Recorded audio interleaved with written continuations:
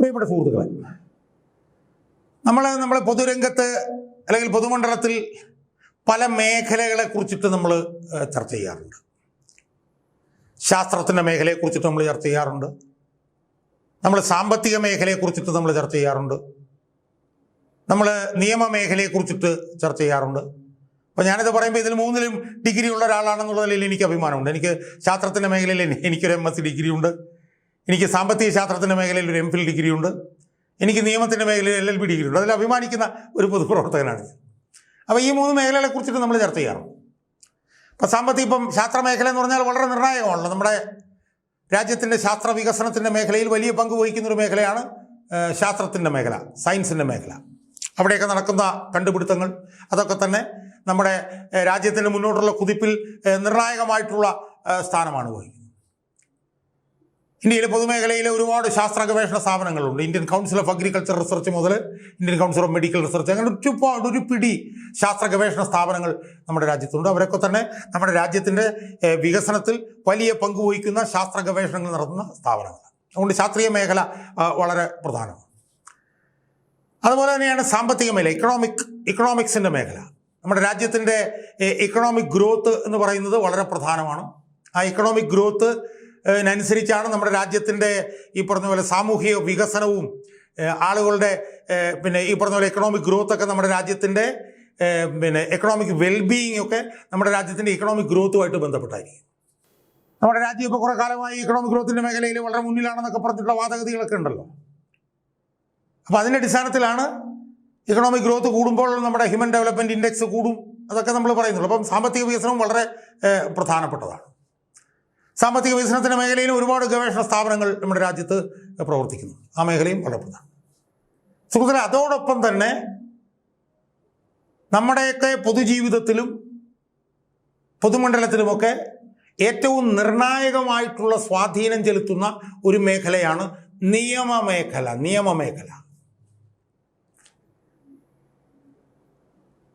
നിയമമേഖല യഥാർത്ഥത്തിൽ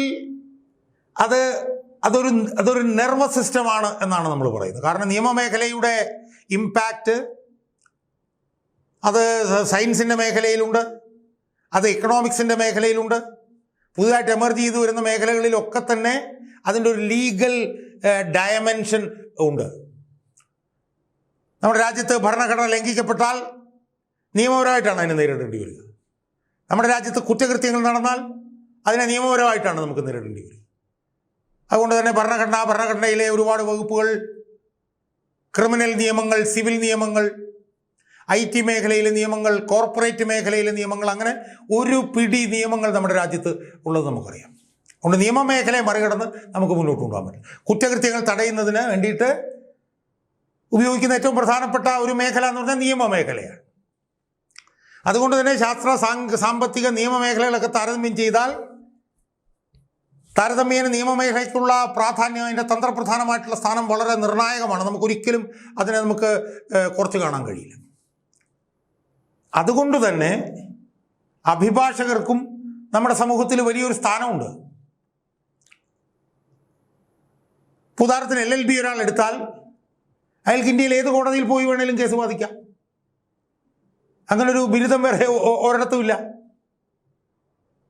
സുപ്രീം കോടതിയിൽ ജഡ്ജിയാകുന്ന ആൾ പോലും എടുക്കേണ്ട അടിസ്ഥാന ഡിഗ്രി എന്ന് പറഞ്ഞാൽ LLB ആണ്. അടിസ്ഥാനപരമായി LLB എടുത്ത ആളാണ് സുപ്രീം കോടതിയിൽ ഇരിക്കുന്ന ജഡ്ജിമാരിൽ മിക്കവാറും പേര്. അപ്പോൾ LLB എന്ന് പറയുന്ന ഈ അഭിഭാഷക ഡിഗ്രിക്കും അഭിഭാഷക വൃത്തിക്കും അതിൻ്റേതായിട്ടുള്ള വലിയൊരു കരിസ്മയുണ്ട്. പിന്നെ ഏത് മേഖലയിലും നല്ലതും ചീത്തയൊക്കെ ഉണ്ടല്ലോ.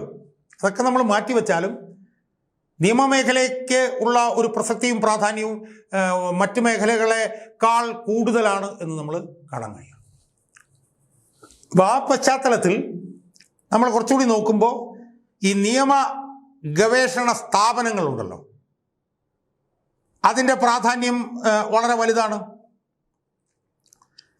ഇപ്പോൾ നിയമത്തിൻ്റെ മേഖലയിലുള്ള വിദ്യാഭ്യാസ സ്ഥാപനങ്ങൾ, ഗവേഷണ സ്ഥാപനങ്ങൾ, അതൊക്കെ നമ്മളൊന്ന് പരിശോധിച്ച് നോക്കിയ സുഹൃത്തുക്കളെ.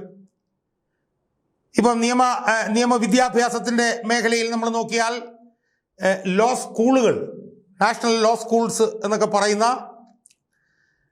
നാഷണൽ ലോ സ്കൂളുകൾക്കുള്ള പ്രാധാന്യം ചെറുതാണോ? എന്നാലോചിച്ച് നോക്കിയേ.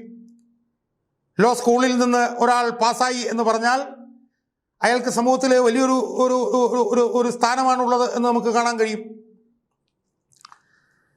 ഒരുപാട് ലോ സ്കൂളുകളുണ്ടല്ലോ ഇന്ത്യയിൽ ഒട്ടാകെ. അപ്പോൾ ലോ സ്കൂളിന് അതിൻ്റെതായിട്ടുള്ള പ്രാധാന്യമുണ്ട്. നിയമ ഗവേഷണ സ്ഥാപനങ്ങൾ ഒരുപാടുണ്ട്. അതിന് ലോ യൂണിവേഴ്സിറ്റികളുണ്ട്, അവർക്ക് അതിൻ്റെതായിട്ടുള്ള പ്രാധാന്യമുണ്ട്. അപ്പം നിയമവിദ്യാഭ്യാസ രംഗത്ത് പ്രവർത്തിക്കുന്ന സ്ഥാപനങ്ങൾക്ക് ആ മേഖലയിൽ വലിയൊരു ഔന്നത്യം, ഒരു ഉന്നത സ്ഥാനം കൽപ്പിക്കപ്പെട്ടിട്ടുണ്ട്. സുഹൃത്തുക്കളെ, അങ്ങനെ നോക്കുമ്പോൾ തിരുവനന്തപുരത്തും ഒരു നിയമ ഗവേഷണ സ്ഥാപനമുണ്ട് എന്ന് നമുക്ക് കാണാൻ കഴിയും. അതിൻ്റെ പേരാണ് കൽസാർ, CALSAR, centre for advanced legal Studies and research എന്നാണ് ആ സ്ഥാപനത്തിൻ്റെ പേര്. ഇപ്പം ഞാൻ നേരത്തെ പറഞ്ഞ നിയമ ഗവേഷണ സ്ഥാപനങ്ങൾ, നിയമമേഖലയിലെ ഉന്നതമായിട്ടുള്ള ഡിഗ്രി കൊടുക്കുന്ന സ്ഥാപനങ്ങൾ, ആ സ്ഥാപനങ്ങൾക്കൊക്കെ വലിയൊരു ഔന്നത്യമുണ്ട് എന്ന് ഞാൻ പറഞ്ഞു. അതുപോലെ തന്നെയാണ് ആ സ്ഥാപനങ്ങൾ നയിക്കുന്നവരുടെ ഔന്നത്യം, അവരുടെ നിലവാരം, അതൊക്കെ വളരെ പ്രധാനമല്ലേ. ഇപ്പം നിയമ ഗവേഷണ സ്ഥാപനത്തിൻ്റെ തലവനായിട്ടിരിക്കുന്ന ആളെന്ന് പറഞ്ഞു കഴിഞ്ഞാൽ അയാൾക്ക് അപ്പം തന്നെ വേറൊരു സ്ഥാനമാണ് കിട്ടുന്നത്. നാഷണൽ ലോ യൂണിവേഴ്സിറ്റിയുടെ വൈസ് ചാൻസലർ എന്നൊക്കെ പറഞ്ഞു കഴിഞ്ഞാൽ ആ നിലയിൽ ഉള്ള വലിയൊരു സ്ഥാനമാണ് അവർക്ക് കിട്ടുന്നത്.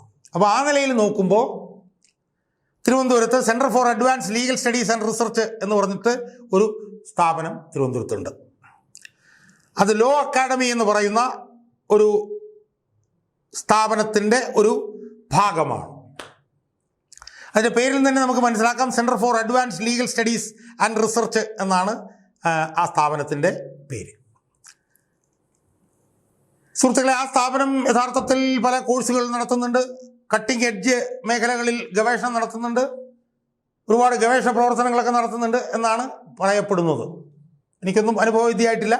പറയപ്പെടുന്ന സെക്രട്ടറിയുടെ പുറകിൽ ഒരു ബഹുനില കെട്ടിടത്തിലാണ് ഈ കൽസാർ എന്ന് പറഞ്ഞിട്ടുള്ള സ്ഥാപനം, centre for Advance Legal Studies and research, പ്രവർത്തിക്കുന്നത്. സുഹൃത്തുക്കളെ, ഞാൻ ഈ വീഡിയോയിൽ കൂടി പറയാൻ ഉദ്ദേശിക്കുന്ന ഒരു കാര്യം, ആ സ്ഥാപനം നടത്തുന്ന പ്രവർത്തനങ്ങളെക്കുറിച്ച് ഞാൻ നേരത്തെ സൂചിപ്പിച്ചല്ലോ. നിയമവിദ്യാഭ്യാസ മേഖലയിൽ ഉന്നത നിലവാരം പുലർത്തുന്ന ആളുകളെ ഉൽപ്പാദിപ്പിച്ച് വിടുക എന്നുള്ളതാണ് ആ സ്ഥാപനത്തിൻ്റെ ലക്ഷ്യമായി എൻ്റെ വെബ്സൈറ്റിലൊക്കെ പറഞ്ഞിട്ടുള്ളത്. ആ സ്ഥാപനത്തിൻ്റെ ഡയറക്ടറായി ഒരു വനിത അവിടെ ഇരിപ്പുണ്ട്. ആ വനിതയെക്കുറിച്ചിട്ടാണ് എനിക്ക് കുറച്ച് കാര്യങ്ങൾ പറയാൻ. ആ വനിതയുടെ പേര് ഡോക്ടർ ലക്ഷ്മി നായർ എന്നാണ്. ലക്ഷ്മി നായർ, അവരെക്കുറിച്ചിട്ട് ഞാൻ പറഞ്ഞിരുന്നു കഴിഞ്ഞ ദിവസം. തിരുവനന്തപുരത്ത് 500 കോടി രൂപയുടെ പൊതുസ്ഥലം 40 വർഷമായി കയ്യേറി വച്ചിരിക്കുന്ന ഒരു കുടുംബത്തിലെ അംഗമാണ് ഡോക്ടർ ലക്ഷ്മി നായർ. ലക്ഷ്മി നായരെ കുറിച്ചിട്ട് നമ്മൾ ഒരുപാട് കേട്ടിട്ടുണ്ട്. അവർ ലോ അക്കാദമി, ലോ കോളേജ് എന്ന് പറഞ്ഞ കോളേജിൻ്റെ പ്രിൻസിപ്പാളായിരുന്നു ദീർഘകാലം. അവിടെ നിന്ന് ഒരു പിടി ആരോപണങ്ങൾ കേട്ടതിനെ തുടർന്ന് അവിടെ വലിയ വിദ്യാർത്ഥി സമരം നടന്നതിനെ തുടർന്ന് അവിടുന്ന് രാജിവെച്ച് അവിടുന്ന് പിൻവാതിൽ കൂടി ഇറങ്ങിപ്പോകേണ്ടി വന്നവരാണ് ഡോക്ടർ ലക്ഷ്മി നായർ. പക്ഷേ ആ ലക്ഷ്മി നായരെ നമ്മൾ പിന്നെ കണ്ടത് എവിടെയാണെന്നറിയാമോ? ഈ Centre for advance studies legal studies, centre for Advance Legal Studies and research എന്ന് പറയുന്ന ആ സ്ഥാപനത്തിൻ്റെ ഡയറക്ടറായിട്ടാണ് ഡോക്ടർ ലക്ഷ്മി നായർ പിന്നീട് അവരോധിക്കപ്പെട്ടത്. എന്ന് പറഞ്ഞാൽ ഒരു നിയമവിദ്യാഭ്യാസ സ്ഥാപനത്തിൽ പ്രിൻസിപ്പാളായിട്ടിരുന്ന് ഒരു പിടി നാണം കെട്ട ആരോപണങ്ങൾ കേട്ട്, ആരോപണങ്ങൾ ഞാനിവിടെ പറയുന്നില്ല, എല്ലാവർക്കും അറിയാം, ആരോപണങ്ങൾ കേട്ട് ആ സ്ഥാപനത്തിലെ വിദ്യാർത്ഥികളുടെ സമരത്തെ തുടർന്ന് ആ സ്ഥാപനത്തിൽ നിന്ന് പിൻവാതിലിൽ കൂടി ഇറങ്ങിപ്പോകേണ്ടി വന്ന ഡോക്ടർ ലക്ഷ്മി നായർ പിന്നെ അവരോധിക്കപ്പെടുന്ന എവിടെയാണ്? Centre for advanced legal Studies and research. ആലോചിച്ച് നോക്കണം. Centre for advanced legal Studies and research. ഒരു സ്ഥാപനത്തിൽ ഇരുന്ന് ആരോപണങ്ങൾ കേട്ട് ആ സ്ഥാപനത്തിൽ നിന്ന് ഇറക്കിവിടപ്പെട്ട ഒരു വനിത നിയമമേഖലയിലെ അഡ്വാൻസ്ഡ് സ്റ്റഡീസ് നടത്തുന്ന ഒരു സ്ഥാപനത്തിൻ്റെ ഡയറക്ടറായിട്ട് വരുന്നു. എന്തൊരു ഗതികെട്ട അവസ്ഥയാണ് എന്ന് നമ്മളൊന്ന് ആലോചിച്ച് നോക്കൂ. ഇതുപോലൊരു സ്ഥാപനത്തിൻ്റെ ഡയറക്ടറായിട്ട് ഇരിക്കേണ്ടത് നിയമമേഖലയിൽ ഉന്നത വിദ്യാഭ്യാസമുള്ള ഒരു പണ്ഡിതനാവണ്ടേ സുഹൃത്തുക്കളെ? ഇതുപോലൊരു സ്ഥാപനത്തിൻ്റെ ഡയറക്ടറായിട്ട് ഇരിക്കേണ്ടത് ഒന്നിൽ നിയമവിദ്യാഭ്യാസ മേഖലയിൽ കഴിവ് തെളിയിച്ച ആൾ, അല്ലെങ്കിൽ ഏതെങ്കിലും ഒരു റിട്ടയർഡ് ജഡ്ജി, അങ്ങനെയുള്ളവരല്ലേ ഇരിക്കേണ്ടത്. അതിനു പകരം ഒരു സ്ഥാപനത്തിൽ നിന്ന് ഒരുപാട് ആരോപണങ്ങളെ തുടർന്നും വിദ്യാർത്ഥി സമരത്തെ തുടർന്നും അവിടെ നിന്ന് ഇറക്കിവിടപ്പെട്ട ഒരു വനിത ഈ സ്ഥാപനത്തിൻ്റെ ഡയറക്ടറായിട്ട് വരുന്നു. പക്ഷെ അതിനെ നമുക്ക് തള്ളിക്കളയാൻ കഴിയില്ല. കാരണം ഇതെല്ലാം അവരുടെ കുടുംബ സ്വത്താണ്. അവരിപ്പോൾ ആരെയാണ് ഇപ്പോൾ ലക്ഷ്മി നായരുടെ മകളെ കൽസാറിൻ്റെ ഡയറക്ടറായിട്ട് വെക്കണമെങ്കിൽ അവർക്ക് അവിടെ കൊണ്ട് വെക്കാം. കാരണം ഇത് അവരുടെ എല്ലാം ഒരു കുടുംബ സ്വത്താണ്. പക്ഷെ എനിക്കിവിടെ പറയാനുള്ളൊരു പ്രധാനപ്പെട്ട കാര്യം, ഇപ്പം ഇവര് ഒരു ഡോക്ടറാണ്, ഇത് മറ്റേ നിയമത്തിൽ അവർക്ക് PhD ഉണ്ട്. അത് സംബന്ധിച്ചൊക്കെ വിവാദങ്ങളുണ്ട്. ഞാൻ അതിനകത്തേക്കൊന്നും പോകുന്നില്ല. അവരെ അവിടെ കൊണ്ടുവന്ന് നിയമിക്കുക എന്ന് പറഞ്ഞാൽ ആ കുടുംബത്തിൻ്റെ ഉത്തരവാദിത്വമാണ്. അത് അവർ ചെയ്തതിലും എനിക്ക് വിരോധമില്ല. അതൊക്കെ അവർ ചെയ്യും. ഇനി അവരൊരു വലിയ പാചക വിദഗ്ധയാണ്. കേരളത്തിലെ ഏറ്റവും പ്രധാനപ്പെട്ട ഒരു പാചക വിദഗ്ധ കൂടിയാണ് ഡോക്ടർ ലക്ഷ്മി നായർ. അതിലും വിരോധമൊന്നുമില്ല. പക്ഷെ സുഹൃത്തുക്കളെ, ഏറ്റവും ദയനീയവും ഏറ്റവും പരിഹാസ്യവും ഏറ്റവും പരിതാപകരമായിട്ടുള്ളൊരു അവസ്ഥ എന്താണെന്നറിയാമോ? ഈ Centre for Advance Legal Studies and റിസർച്ചിൻ്റെ ഡയറക്ടറായിട്ടിരിക്കുന്ന ഈ ഡോക്ടർ ലക്ഷ്മി നായരുടെ കുറേ റീലുകൾ ഈ സാമൂഹ്യ മാധ്യമത്തിൽ നിങ്ങൾക്ക് എല്ലാവർക്കും കാണാൻ കഴിയും. കുറേ റീലുകൾ, അവരുടെ ട്രാവൽ വ്ലോഗുകളുണ്ട്. അതൊക്കെ അവർക്ക് ചെയ്യാം. അതിനൊന്നും യാതൊരു പ്രശ്നവുമില്ല. അതൊക്കെ അവരുടെ സ്വാതന്ത്ര്യമാണ്. പക്ഷേ ഈ ഉന്നത നിയമ വിദ്യാഭ്യാസ മേഖലയുടെ ഡയറക്ടറായിട്ടിരിക്കുന്ന ഈ സ്ത്രീയുടെ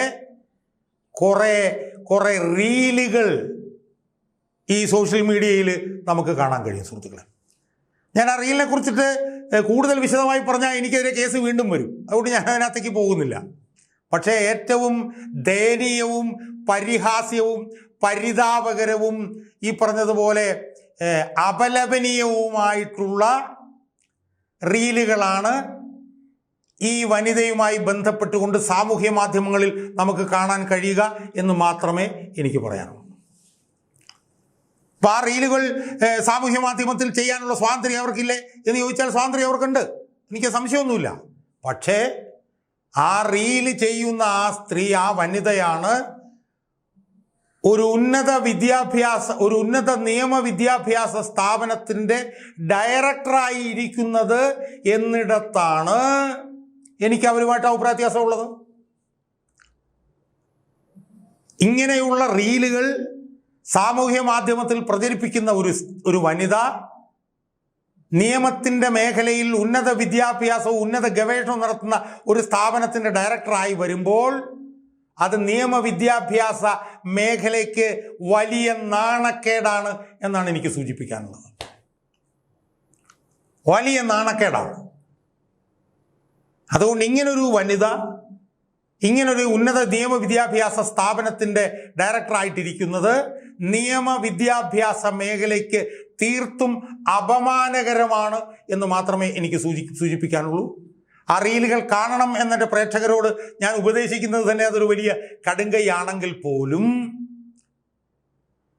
കൽസാർ എന്ന് പറഞ്ഞ Centre for Advance Legal Studies and റിസർച്ചിൻ്റെ ഡയറക്ടറായിട്ടിരിക്കുന്ന വനിതയുടെ അവരുടെ ക്യാരക്ടർ എന്താണെന്ന് മനസ്സിലാക്കാനെങ്കിലും പ്രേക്ഷകർ ആ റീലുകൾ ഒരു തവണയെങ്കിലും ഒന്ന് കാണുന്നത് നന്നായിരിക്കും എന്നാണ് എനിക്ക് സൂചിപ്പിക്കാനുള്ളത്.